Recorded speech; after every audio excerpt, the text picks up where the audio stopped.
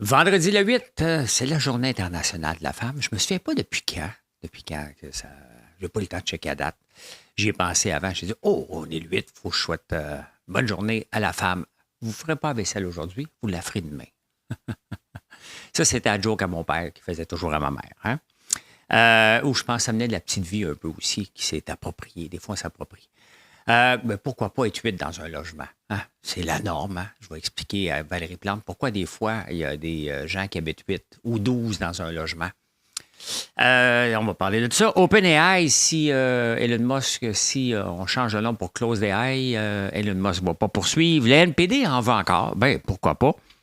Ouais, pour réduire le chômage, en 1934, il y avait une bonne idée pour réduire le chômage élevé. Le taux ne changera pas, l'or qui monte. C'est pas juste Nvidia qui fait de l'argent. Je vais vous présenter une compagnie qui faisait partie de la bulle de 1990, qui en profite en ce moment. Hein? Bien des choses à parler. On va partir ça tout de suite.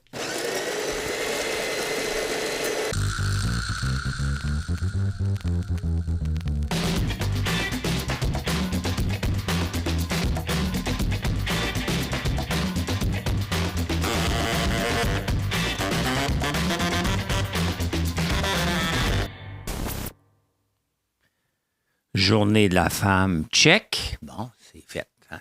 C'est fait. Y a-t-il la journée de l'homme? À un moment donné, il va y avoir la journée de X. Hein? Vous le savez. On ne sait pas quand, mais il va y avoir une journée pour les X. Ça, c'est évident. Je ne sais pas qui va proposer ça. Ben, Québec solidaire, sûrement. Hein? Écoutez, les États-Unis, moi, je pense déjà, en 2024, là, c'est pas mal réglé. Là, c'est Trump contre Biden, puis il y en a un qui va gagner, puis l'autre qui va perdre. Voilà les prédictions pour 2024. Mais il faut regarder plus loin que ça. Hein?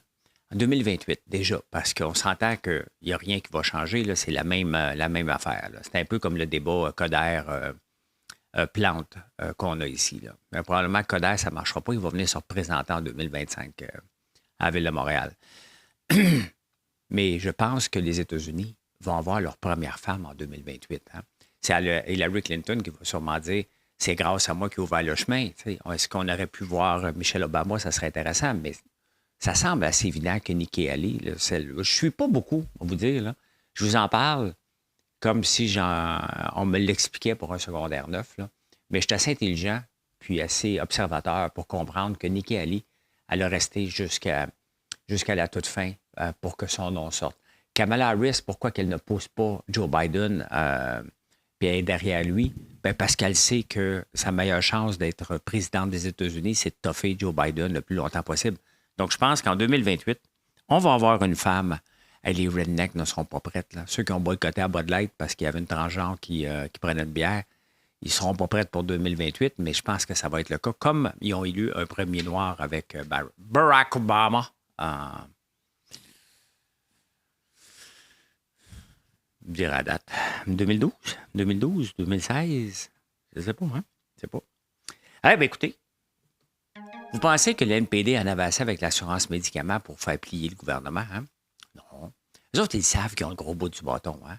Ils savent, hein? C'est toujours de moins en plus, de moins en plus, de moins en plus. Mais ils en veulent encore plus. Là, maintenant qu'ils viennent d'avoir leur régime d'assurance médicaments avant le 1er mars pour ne pas faire tomber Trudeau, ils disent, maintenant, tu vas donner les lunchs gratuits à tous les élèves dans toutes les écoles du Canada.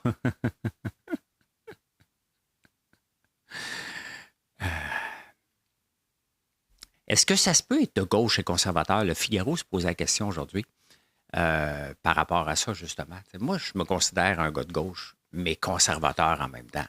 C'est qu'avant de se payer tout ce qu'on veut puis des programmes sociaux, il faut être capable quand même de se payer. Et se les payer, ça veut dire créer de la richesse.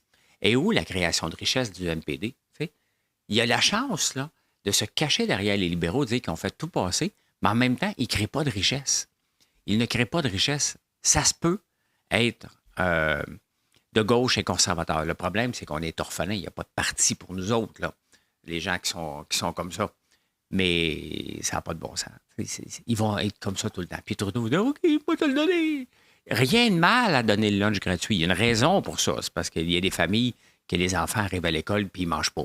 Bon, je parle du jeûne, là, ça c'est bon pour les adultes, là, mais pas pour les enfants. Là.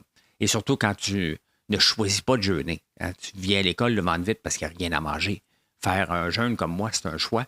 Jeûner parce que tu n'as pas le choix, puis pour les enfants, on n'est pas dans la même game, pantoute, pantoute. Donc, il a raison. Le problème, c'est qu'on n'a pas une scène, puis il le fait alors qu'il n'est pas au pouvoir. Il demande, puis il demande, puis il demande, puis il demande. T'sais. Voilà, hein, c'est ça quand on a un gouvernement peureux. Parce que normalement, des partis minoritaires, c'est bon parce qu'ils écoutent les autres partis. Là, ils se font pas, ils n'écoutent pas les autres partis. Hein? Ils se font dicter. Sinon, ils les envoient en élection. Donc, voilà. Hein? Elon Musk, cette semaine, a décidé de lancer une poursuite contre OpenAI sur n'importe quoi. Elon Musk, c'est Elon Musk qui va faire parler de lui.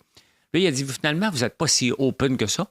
Changez le nom pour Close AI, puis je ne vous poursuivrai pas. Ça me fait juste rire. Je voulais vous en parler. Il était une fois des gens heureux. Ils sont heureux à Las Vegas. Hein? À Las Vegas, quand même, qui n'est pas la ville la plus cheap au monde, hein? Les Aces d'Oakland vont déménager à Vegas. Et regardez, ceux qui ne le voient pas, ça va à peine d'aller le voir, là. Un nouveau stade couvert, parce qu'il fait chaud là-bas. Hein? Il n'est pas construit. Là. Ça va coûter 1,5 milliard l'avoir. Je vous rappelle nous autres, pour démolir le stade olympique, ça coûte 2 milliards. Construire juste un toit, 870 millions. On le sait que ça va finir à 1,5 milliard. Ceux qui ne peuvent pas le voir, c'est un immense stade avec un écran fantastique. Ça ressemble un peu à Sydney, j'oublie le nom. Là. Et un écran monstre à l'intérieur, dans le toit, vraiment fantastique. On arrive en 2024. Là. Hein, on est à Vegas en 2024. C'est vraiment de toute beauté. Et ça va coûter 1,5 milliard seulement. Il y a quelque chose je pense sincèrement là, qu'il faut revoir notre modèle. Pourquoi vous pensez que tout coûte cher au Québec et tout est fait tout croche? Bien, le stade olympique en est un bon exemple. Là.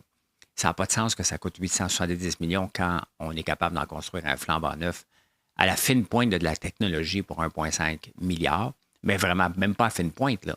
Hein?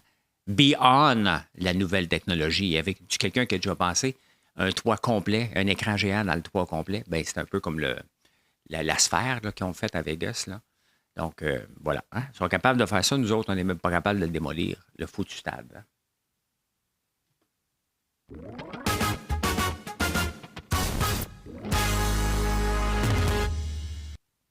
Valérie Plante avec son doigt dans les airs. Regardez les photos. J'ai remarqué ça. Puis avec un ami qui m'a envoyé un paquet de photos d'elle, elle a toujours le doigt dans les airs ou elle est toujours en train de pointer comme pour montrer qu'elle comprend. Là, oh, regarde. Mais tu sais, j'avais déjà dit à une de mes conjointes, je sais, j'en ai pas. De mes ex, parce que j'ai pas sept femmes ici, j'en ai rien qu'une. Puis c'est pas une femme, c'est ma blonde. C'est pas ma femme, c'est ma blonde.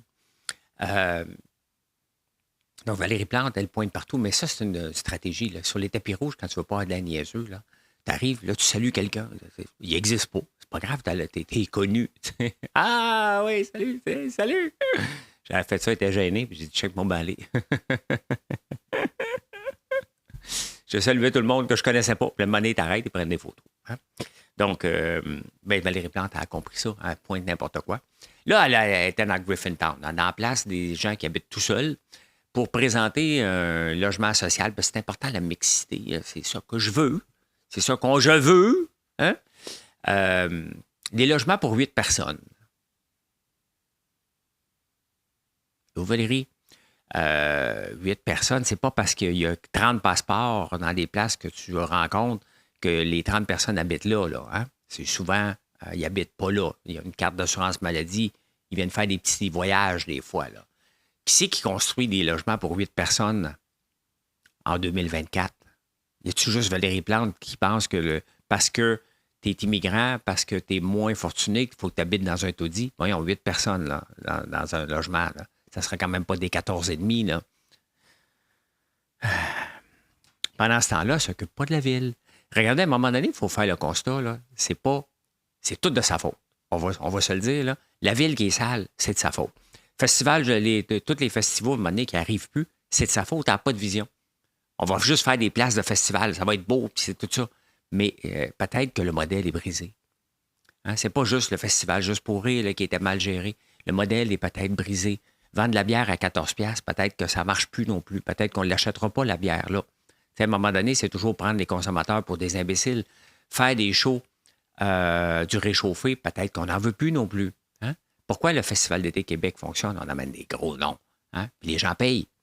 Il faut revoir, là, est-ce que c'est nécessaire que tout soit gratuit? Hein? Ça, c'est de la gauche extrême. Peut-être qu'on doit faire payer pour accéder au site. Y a-tu quoi de mal à ça? Bien, il faut voir. Sinon, il faut vendre des choses que les gens achètent. Les gens n'achètent pas de la bière à 14$. Là. Il va arriver bien sous sur le party. Là. Donc, disait que ça a déjà été la capitale, c'est dans le Journal de Montréal, Richard Martineau, capitale mondiale du design par l'UNESCO en 2006. Les poubelles, c'est la faute à Valérie Plante, là. C'est de sa faute. Les nids de poules, c'est de sa faute. C'est elle qui décide où ce qu'elle va mettre ses énergies.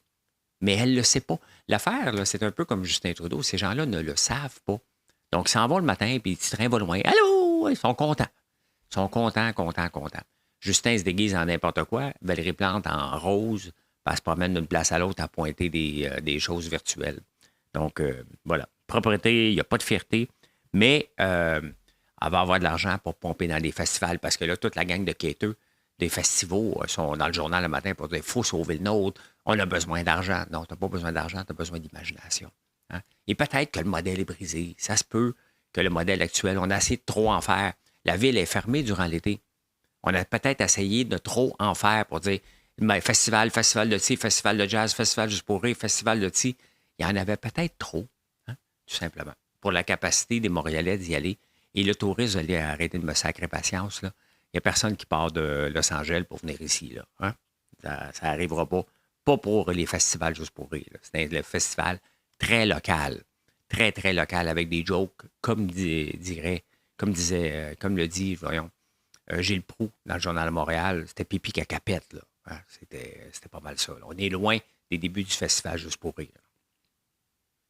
Hey, le nombre de cabanes à sucre où il y a des repas est en grande diminution depuis 2013, mais vraiment beaucoup. Là. On parle de moins 25 259 à 172. Mais une raison pour ça. Il y a une raison pour ça. Imaginez-vous que vous avez mettons comme moi, j'aurais une cabane à sucre avec des restaurants, des repas. Vous vous souvenez de l'histoire de Nathalie Simard qui est obligée de fermer. Là, hein? Le problème, c'est que tu peux être ouvert que seulement 10 semaines. Donc, tu as tout l'équipement d'un grand restaurant. Tu fais de la bouffe et les 42 autres semaines, tu es fermé. Tu ne peux pas ouvrir parce que tu es en milieu agricole. Ils ne veulent pas de restaurant dans le milieu agricole. Donc, vous voyez des règles encore pour protéger. Bien évident, on veut protéger. On ne veut pas que les campagnes deviennent des... on ne veut pas. Est-ce qu'on veut vraiment ça? Hein? Alors que la demande est là pour les cabanes à sucre. Il faudrait être capable de l'exploiter. Oui, on peut le réduire, le nombre de tables, servir. Oui, on peut tout faire tout ça. Mais à un moment donné, les règles, est-ce qu'elles sont trop grandes? Hein? Est-ce que les gens veulent aller manger tout le temps dans le centre-ville de Montréal ou ils veulent aller manger du terroir ailleurs? Bien, il faut revoir les règles. Donc, la cabane à sucre, elle peut accueillir autant de monde qu'elle veut, mais pendant 10 semaines. Passé le 10 mai, je n'ai pas les dates exactes, là, puis c'est peut-être 11 semaines ou 12 semaines, mais il y a des règles très strictes à respecter. Donc, c'est pour ça. Pourquoi j'en ai pas de cabane à sucre qu'on mange? C'est pas une pénurie de main-d'œuvre, là. Ça, c'est de la bullshit. Là. C'est pas une pénurie du tout.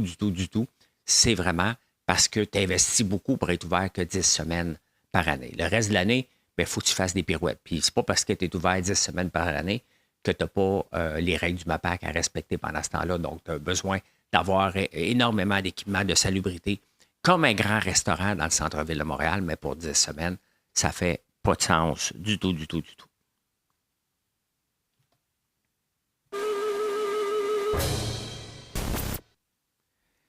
Des fois, on court après notre perte. Il ne faut jamais l'oublier. En mettant des règles à l'infini, il ne faut pas se surprendre après ça des impacts de ces règles-là. Là. Hey, on s'en va dans les journaux, on s'en va voir le 8 mars 1934. On parle beaucoup de guerre dans ces temps-là. Hein? La température probable, il niaisait pas avec le temps avec ça dans ce temps-là. Beau et froid. Tiens, c'est réglé. Hein? C'est réglé. Au cours de la dernière semaine, le tirage total de la presse a excédé 1 million de copies. Hein? En avant toujours.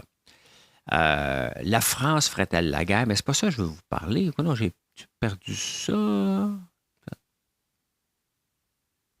Mais voyons donc. J'ai perdu ce que je voulais vous parler. Ah! Devant des menaces de grève sinistres pour ce printemps, les directeurs de la NRA menacent les récalcitrants de sanctions rigoureuses. Devrait-on, parce que tout le monde va aller en grève. Hein? Et là, on commence à parler que dans les entreprises, il pourrait même avoir 2 syndicats qui représenteraient les employés. Hein? Tant qu'un syndicat, ça faisait la job. Raccourcir la journée de travail pour réduire le nombre de chômeurs. Donc, je ne sais pas en 1934 combien on travaillait, mais c'était probablement 6 jours par semaine, 70 heures par semaine. Donc là, on commence à parler de réduire, pas pour le bien-être des employés, juste parce qu'il y a beaucoup de chômage. Et on se dit, bien, si on réduit la journée les semaines de travail, bien, les gens vont aller, il va y avoir plus de gens au travail. Donc, je trouve ça intéressant.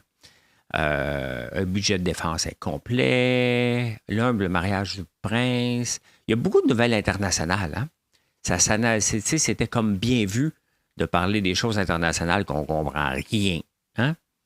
Alors qu'on comprend absolument pas. Regardez bien maintenant, attendez un peu. Une poids flammée d'émergente obtient soulagement sûr. Il y a beaucoup de... voici une merveilleuse ordonnance de médecin maintenant vendue par des pharmacies à prix insignifiant. Hein? Des disgracieuses taches et des maladies de la peau que tout vous avez jamais employé. Non seulement cette merveilleuse huile antiseptique provoque... Mais c'est quoi cette huile-là? Pour les maladies de la peau, son action est magique, les abcès et les ulcères. L'huile d'émeraude monde. Je voulais vous montrer autre chose. L'autre chose, je voulais vous montrer, bon, je ne le trouve pas, là, mais Nubac, c'est quoi ça? Du pays frais. Ce que je voulais vous montrer, c'était, on dit aujourd'hui de boire de l'eau froide le matin. Là, c'est disait prendre de l'eau chaude parce que l'eau chaude va tuer tous les poisons puis les microbes que tu as en dedans de toi en te levant le matin. Hein? Il en faisait beaucoup de réclamations médicales dans ce temps-là. Hein? Finance.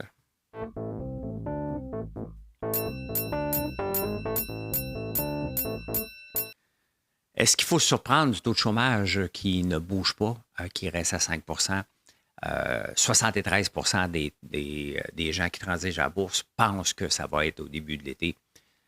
Ça ne prend pas une tête à Papineau. Là. C'est entre juin et septembre qu'on devrait baisser les taux.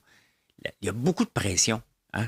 Des gens qui disent baisser les taux, baisser les taux, baisser les taux avec l'économie. Mais regardez, le nombre de maisons mises en vente et qui trouvent, le nombre d'achats aussi augmente, est de 30 Donc, le marché va bien. Le marché va bien. Le nombre d'autos vendus, j'en ai parlé hier, a augmenté de 214 000, alors que le dernier chiffre était 209 000 l'année passée. L'économie va bien. Et 5 n'est pas la catastrophe. Si on était à 15 ou 20, il y aurait plus de pression, là. Mais un taux d'intérêt à 5 c'est la norme. Ce qui n'était pas normal, c'était d'avoir du 0,5, du 0,25, 0,5, 1 C'était là qui n'était pas la norme. Donc, est-ce qu'ils sont pressés? Ben non, ils ne sont pas pressés. Le taux d'inflation est encore à 2,9. Le chômage n'est pas élevé. Les gens consomment encore beaucoup, donc il n'y a pas de stress. Mais regardez l'or. Hein, si vous avez de l'or, elle anticipe une baisse des taux d'intérêt. Donc, elle monte encore. Elle essaye de jouer son rôle de valeur refuge. Hein. Moi, je pense que ça n'existe plus vraiment des valeurs refuges, mais regardez toute la montée depuis son creux de l'année au mois d'octobre à 1830, 2200. Hein? J'ai une compagnie, j'ai Barrick Gold dans mon portefeuille que j'ai depuis longtemps qui sous-performe, mais vraiment, vraiment. Et malgré la remontée, ça monte de 3 cents par jour. Là. C'est un peu décourageant. Mais si vous avez de l'or, hein, il y a Costco qui en vend. Donc, si vous l'avez acheté à 1800, dites-le non, ces réseaux sociaux, vous aussi, comme les gens de Bitcoin qui en parlent beaucoup. D'ailleurs, qu'est-ce qui fait le Bitcoin aujourd'hui? Bitcoin, où es-tu?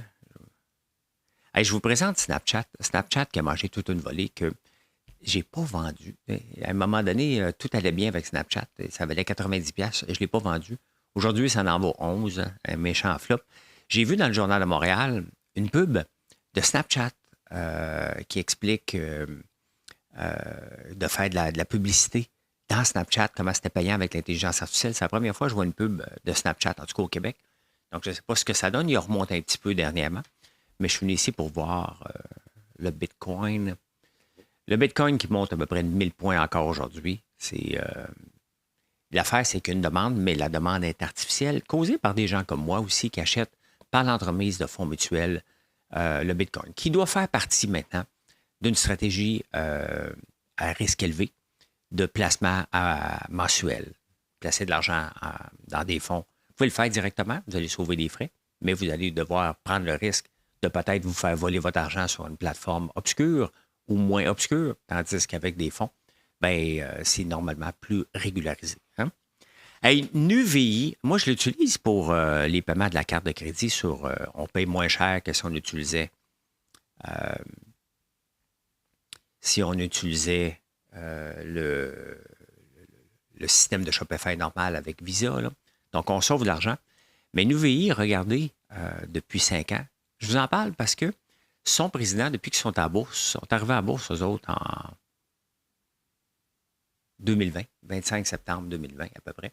Son président était le PDG le mieux rémunéré des affaires de 270 millions de salaire. Là. Ça n'avait aucun bon sens en option. Là. Ça n'avait aucun bon sens pour une compagnie aussi petite que ça. Bien, regardez, il est parti de 150. Il continue à avoir un très bon salaire. Là. Il est à 30 et ça a tombé parce que de 10 parce que les revenus sont moins là. Hein? Il y a moins de commerce électronique qu'avant. Il y a moins de transactions. Pourtant, il y a autant de transactions, mais il y a moins de commerce électronique, moins de commerce en détail aussi. Donc, ça affecte drôlement. Je ne sais pas si sa paye va être affectée, je doute, mais c'est un fleuron québécois. Ça m'énerve. Ça m'énerve. On vit un monde peu. OK. On parle beaucoup d'NVIDIA. On va aller voir NVIDIA, encore une fois, qui dépasse le 900$. La folie n'arrête jamais. C'est comme tu te lèves le matin, tu te regardes, ça monte. Hein? Et ça monte non-stop. Là, il est à 901,74, mais on oublie qu'il y a d'autres compagnies qui sont dans l'intelligence artificielle, puis il y en a une que vous connaissez, Dell Computer, hein, Michael Dell, qui est un des hommes, je pense, les plus riches aussi. Il doit faire partie du top 100 des plus riches au monde. Là. Il va super bien. Il y a des bons chiffres parce qu'ils ont des serveurs qui sont capables de rouler des engins de l'intelligence artificielle. Donc, il y a eu un boost dans les revenus. Bien, regardez, hein, ça a monté de 94 à 120. Donc, eux autres aussi, il y a MicroStrategy, que lui, sa stratégie, bon, c'est une compagnie de techno, mais qui a acheté du Bitcoin, je pense, 137 000 Bitcoins. Donc, à chaque fois que le Bitcoin monte, mais lui, ça monte aussi. Et Louis Vuitton, j'en ai du Louis Vuitton. Le luxe allait bien, ça a dégringolé et ça remonte maintenant. Donc, l'économie va bien. L'économie va bien. Puis on veut ça. Cependant, ça vient avec un stop sur la baisse des taux d'intérêt. Et la vente des maisons, je vous en ai parlé, ça va très, très bien. On s'en va insolite.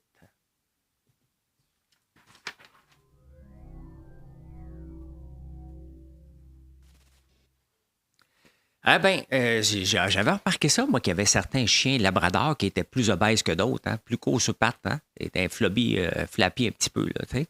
Mais posez-vous pas de questions, c'est normal. Mais ils ont découvert que à peu près un labrador sur 5 a un gène qui les fait grossir. Donc, c'est un défaut de manufacture, mais qui s'est propagé avec le temps, avec la sélection. Donc, si votre labrador est plus gros que votre autre labrador, c'est parce qu'ils n'ont pas le même gène qui est fait engraisser. On dit ça aussi, hein? C'est parce que moi, j'ai ma glande thyroïde. Hein? Puis là, tu regardes son épicerie, tu dis, bolaille, hein? Ta glande thyroïde aime les chips. Hey, je dois rire des fois. Le yogourt, hein, la FDA, l'équivalent de Santé Canada aux États-Unis, va permettre sur certains yogourts à probiotiques de marquer peut aider à contrer le diabète de type 2. Hein? Donc, les lobbies du yogourt ont réussi à gagner ça. Donc, ça va être marqué sur le yogourt, peut contrer le diabète de type 2. Hein? Pas sûr. Il me semble qu'il y a bien du sucre là-dedans. Il doit y avoir une seule version là, qui peut marquer ça. Sinon, c'est encore une affaire de lobby et de guide alimentaire qui est poussé. Non pas cela, ce qu'on doit manger, mais ce que les gens veulent bien nous vendre. Là. Les cornflakes ont déjà été là-dedans. Là. On va se le dire. Et est-ce que c'est la fin du portefeuille? À chaque génération, ils mettent la fin. Les millennials ont presque mis à terre la mayonnaise et les napkins.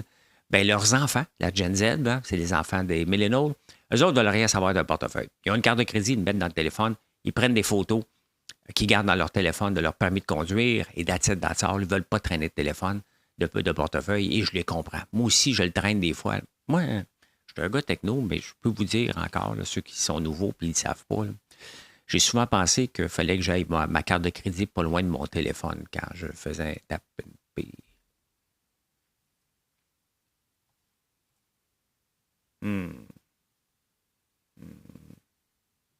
J'ai déjà pensé ça, moi. J'ai déjà pensé ça. Ouais, comme ça. Eh bien, merci d'être là. Je vous souhaite une excellente journée. Aujourd'hui, je fais beaucoup de routes. Hein. Je m'en vais chercher mon fils à Toronto et je le ramène. Demain, je vais être à la campagne pour travailler dans l'érablière ou faire du sirop d'érable. Donc, passez une excellente journée. Merci d'être là. Bye. Ah, j'étudie de venir nous voir sur françoislambert.one. 25 minutes, puis je vous ai parcelé. Hein? Mais vous le savez.